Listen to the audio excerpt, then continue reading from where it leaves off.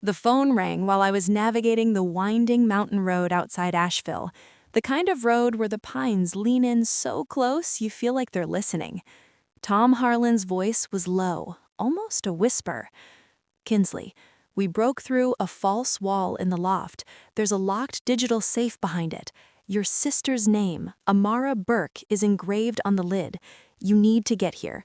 And don't come alone. Bring your parents. Bring Amara." I pulled over so fast the tires spit gravel. My hands shook as I dialed everyone, telling them only that something urgent had come up about Grandma's estate. By the time we all gathered in the dusty loft, sawdust floating in the slanted light like slow-motion snow, no one spoke. We just stared at that small black box on the tarp. Amara's name gleamed in the dim glow of the keypad. Whatever was inside wasn't a forgotten keepsake. It was a bomb, and we were about to pull the pin. Before I tell you what happened when that safe opened, if you're already hooked on these stories of hidden family secrets and cold justice, smash that subscribe button and turn on notifications. I promise the twist at the end will leave you speechless. Comment below, have you ever found something that changed how you saw your family forever? Now, let me take you back. My name is Kinsley Burke. I'm 32. My younger sister, Amara, is 29. We grew up spending every summer and most holidays at our grandparents' A-frame house in the Blue Ridge Mountains outside Asheville. To us, it was magic. The big triangular windows looked out over endless ridges of blue-green haze. We'd race up the steep wooden stairs to the loft, our bare feet slapping against the pine boards, dragging old quilts over the beams to make forts that felt like castles. We'd stay up late with flashlights under the blankets, telling ghost stories about the hawks that circled outside, or the storms that rolled in like giants across the valleys. Grandma would call us down eventually for warm peach cobbler straight from the oven, the scent filling the whole house. Winters were different. Cozier, more intimate. We'd crowd around the massive stone fireplace downstairs, the flames crackling and popping, while Grandpa spun his fishing tails from the nearby streams, always exaggerating the size of the trout just a little more each year. Grandma Gertrude would sit in her faded armchair by the fire, knitting scarves in soft yarns, or quietly reviewing thick folders for her retirement planning clients.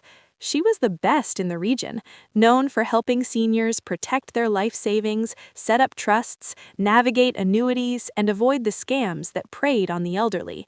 She even saw clients right in the small den off the living room, explaining complicated documents in plain language, making sure every widow or retiree understood every detail before signing anything. I'd peek in sometimes as a kid, watching her patience, her kindness, the way she'd hold an old hand and say, "This is your money, your security.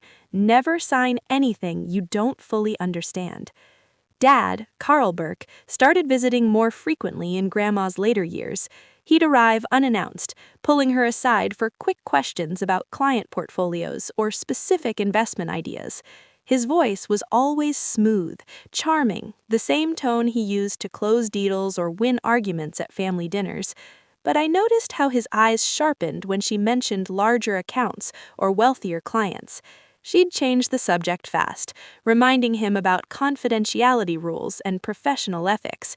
But he'd push just a little longer each time, smiling that disarming smile. The loft became off-limits during those final years. A new deadbolt appeared on the door one day. No explanation. We were adults by then, visiting less often with jobs and lives pulling us away, so we didn't question it much.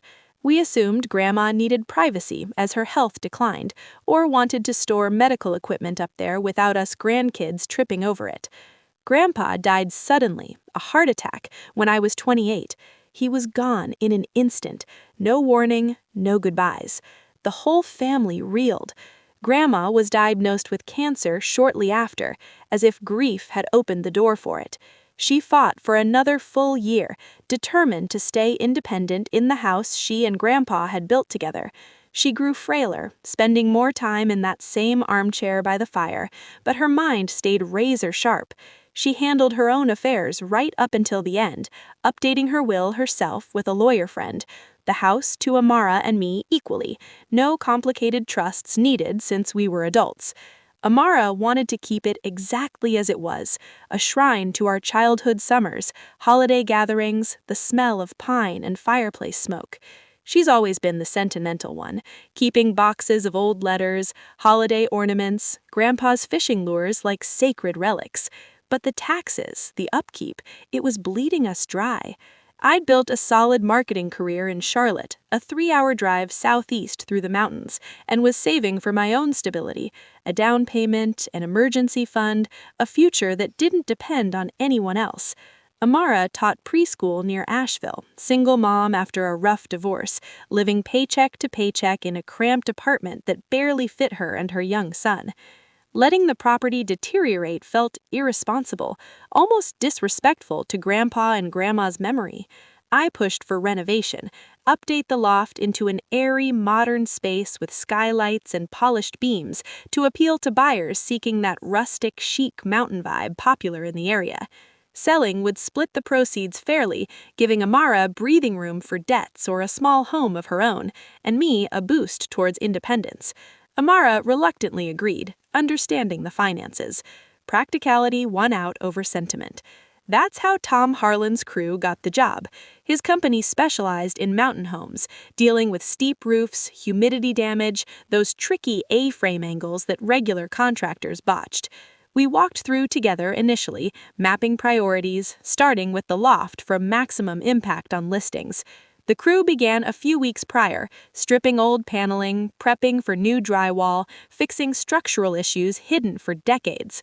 During one early visit, I spotted Grandma's armchair still tucked in the loft corner, fabric faded but intact. The side drawers showed faint pry marks around the lock, scratches that hadn't been there before.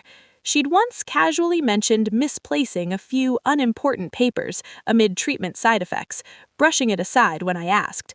It seemed minor then, just another quirk of her declining health. Heading up the mountain that morning for a routine progress check, excitement mixed with bittersweet feelings. The house embodied joy and loss intertwined. Lazy summer days chasing fireflies across the yard, Thanksgiving dinners with extended family laughing around the long pine table, quiet evenings listening to scratchy records on Grandpa's old player while rain pattered on the metal roof. Renovating meant erasing some traces, but letting it rot honored no one. Amara and I had made peace with it. If only I'd known the crew's work would uncover far more than structural issues or cosmetic fixes. I couldn't wait. I sped the rest of the way, heart pounding. The crew had cleared the loft. Tom handed me gloves, pointed upstairs. Dust danced in the light. The safe sat on a tarp. Matte black, expensive, keypad glowing. Amara's name engraved on the lid. I tried dates, birthdays, red lights. One wrong code left. Then I remembered Grandma's habit, meaningful dates to avoid forgetting during chemo fog. Their wedding anniversary. Green light. Click. Inside, one heavy cream envelope addressed for Kinsley or Amara, only open if I'm gone, and a folded note with cloud login details. The letter, 3 pages in her shaky, late-stage script. My dearest granddaughters, if you're reading this, the cancer won the race. I've suspected for months that your father, Carl Burke, has been stealing from my clients' retirement funds. It started with odd questions, pushing for introductions to wealthier seniors. Then discrepancies, money moved without authorization, routed through accounts I couldn't trace fast. The worst? Every trail leads to information only available under Amara's name, SSN, old addresses, forged signatures frighteningly close to hers. One client, Mrs. Whitaker, lost $400K meant for her grandkids' college. She confided in me weeks before her stroke, devastated. Another, a veteran, his VA supplements vanished. I even learned a retired teacher took her own life after discovering her pension gone. That broke me more than the disease. I started collecting evidence then, whatever I could manage between treatments. I don't have ironclad proof yet, but the pattern terrifies me. If investigated, Amara would be flagged first. I've gathered what I can: printouts, alerts, call logs. The note has login for a secure cloud folder with copies. My colleague, Lois Cole, is helping update when I'm too weak. Please protect your sister. Don't let her take the fall for something she knows nothing about. I wanted to confront Carl, but time ran out. I'm so sorry. All my love forever, Grandma Gertrude. Tears blurred the words. She'd carried this alone, shielding us while dying. The cloud folder. Basic. Files scattered, like uploaded in pain bursts. Scans of notes, blurry phone photos of transfers, audio clips from video calls with Lois. Dad's voice, evasive, then slipping. Amara's info was convenient, clean record. Pattern clear. Small diversions building to hundreds of thousands. Elderly victims losing nest eggs. One teacher, entire pension gone. A veteran, VA supplements vanished. All routed through forged accounts in Amara's name. Amara arrived first after my frantic calls. She read the letter in the car, tears streaming. She confronted me in the driveway. How long did this go on? All my struggles, credit ruined, divorce mess, jobs lost, was him? I hugged her. We'll fix it, together. Memories surfaced like ghosts. Mysterious bank letters years ago, accounts she never opened. Her ex waving printouts during divorce, accusing hidden money. Credit tanked, loans impossible. Child support battles dragged because judges saw delinquent accounts dragged to her social security number. Amara's hands shook. Shock shifted to fury. All this time, I blamed myself. Bad choices, poor money management. Turns out, someone deliberately sabotaged me. We visited one victim, Mrs. Evelyn Whitaker, 83, lost $400K meant for her grandkids' college. She confirmed, only dealt with Charles Benton, Dad's alias, never Amara. Amara's rage solidified. We contacted Lois Cole, Grandma's colleague. She'd helped set up the cloud, argued with Grandma to report sooner. Gertrude wanted ironclad proof to protect Amara. Lois introduced Agent Reyes, elder fraud specialist. Evidence reviewed, 1.8 million across 6 victims. Strong, but framing sophisticated. Amara, initial suspect. Needed Dad's admission. Controlled recording, family gathering. Fake excuse. Extra probate papers. One-party consent legal. The weekend, crisp air, clear skies. Mom and Dad arrived with casserole, tears, claiming ignorance, promising to cut Benedict off. But Benedict, there, calm. Conversation light at first. I shifted. Before numbers, something from Grandma's files. Audio played. Grandma questioning transfers. Dad's denials. Then admissions slips. His face changed. Charm cracked. Fine, some investments went south.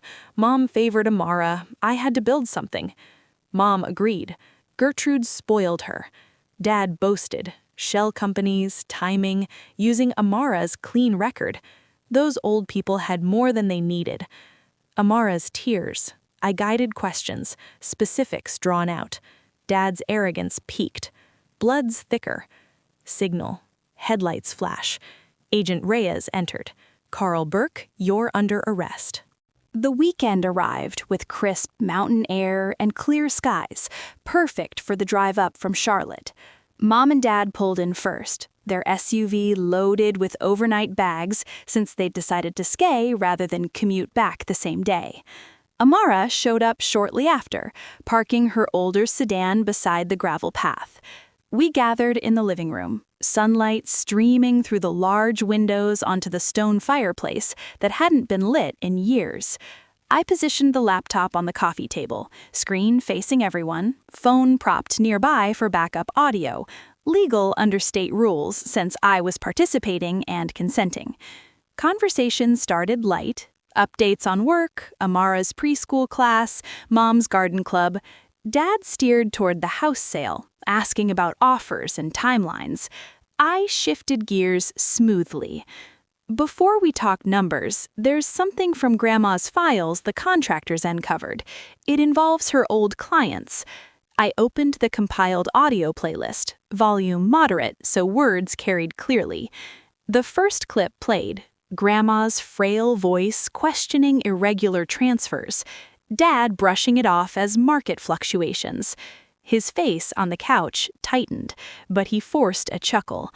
That's taken out of context. Mom was on heavy meds toward the end. Hallucinations, confusion, we all saw it. Mom nodded beside him, reaching for his hand. Let's not dredge up painful memories. Your grandmother wouldn't want us fighting. I advanced to the next segment, bank routing details tied to Amara's credentials. Dad's denials grew sharper. Editing tricks. Anyone can fake audio these days. Amara sat rigid, eyes fixed on the screen. When a clearer exchange rolled, Grandma listing specific victim names, Dad admitting convenient access through her introductions, his posture changed. The charm cracked. He leaned forward, voice dropping to that manipulative tone I'd heard during family arguments. Fine, let's say some investments went south. Mom always favored Amara, shielding her from consequences, bailing her out. I had to build something for myself. Mom murmured agreement. Gertrude did spoil the baby of the family. It created resentment. She admitted quietly, knowing about irregularities but staying silent. Families protect each other. Dad's defenses crumbled into bitterness. She introduced me to those wealthy retirees, then acted shocked when I maximized opportunities. Using Amara's details was smart. She'd never notice. Too busy with her low-paying job and messy personal life. No one would believe her over me.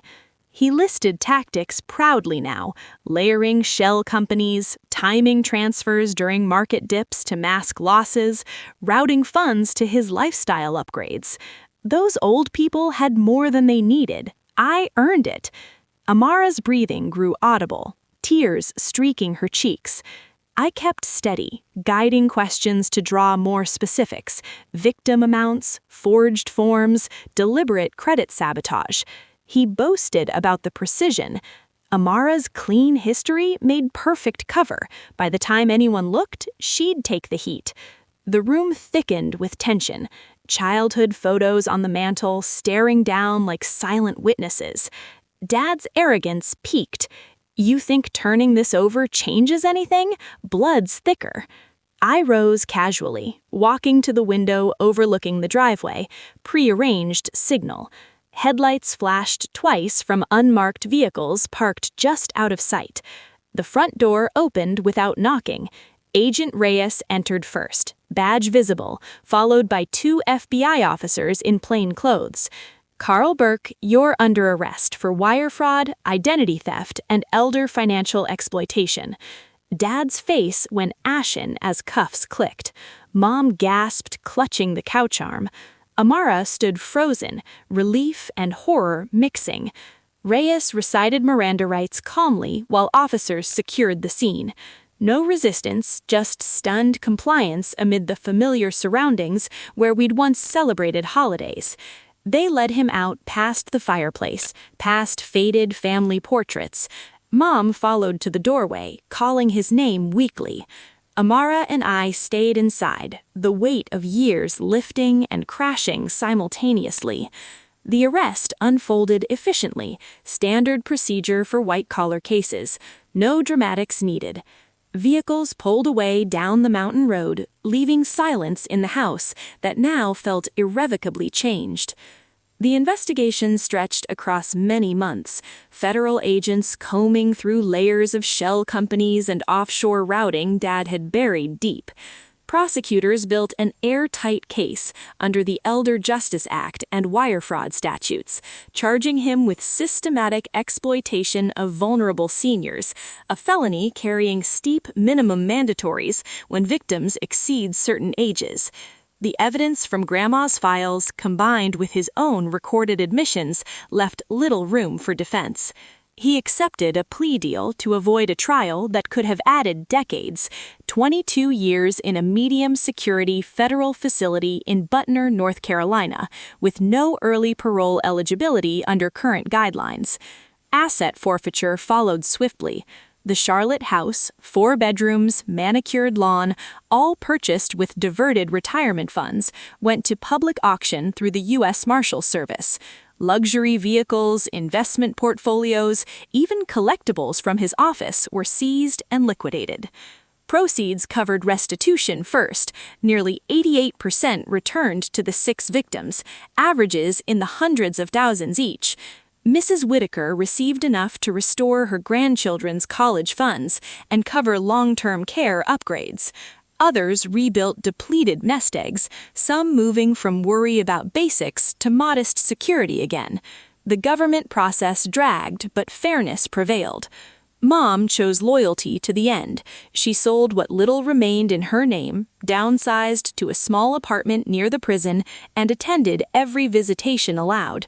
Letters arrived occasionally at first, pleas for understanding, claims of remorse, but Amara and I returned them unopened. We blocked numbers, changed emails when necessary. No contact felt like the only healthy boundary. Amara's recovery started slow but gained momentum with fraud reports cleared from her record through the identity theft affidavit process. Credit agencies removed the black marks, her score climbed steadily. Within 18 months, she qualified for a modest FHA loan on a 3-bedroom ranch in a quiet Raleigh suburb, close enough for sister's support, far from old ghosts. Teaching preschool brought renewed purpose.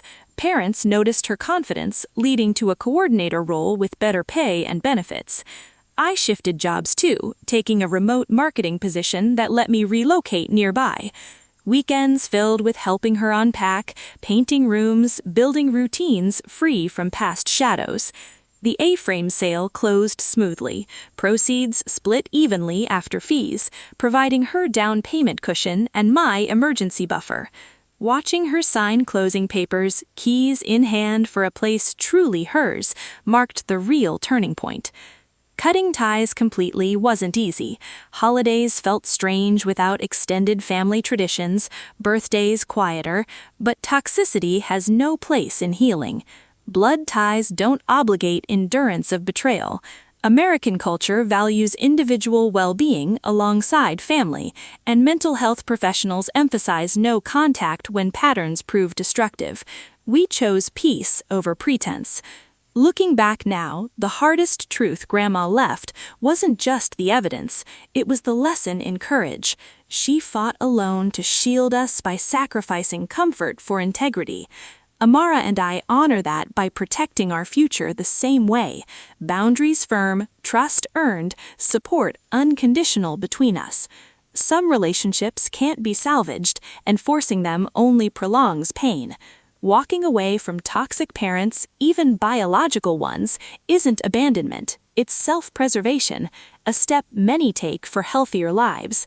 If there's one thing this taught me, it's that family isn't always defined by DNA. It's built on actions, respect, honesty, love. Amara and I created ours from scratch, stronger, without the weight of deception. Victims regained dignity through restitution. We regained ours through truth. Peace came not from forgiveness forced too soon, but from accepting reality and moving forward unburdened. If this story gave you chills, comment justice, like for karma, subscribe for more savage family revenge stories. This is Kinsley Burke, and some secrets are worth exposing.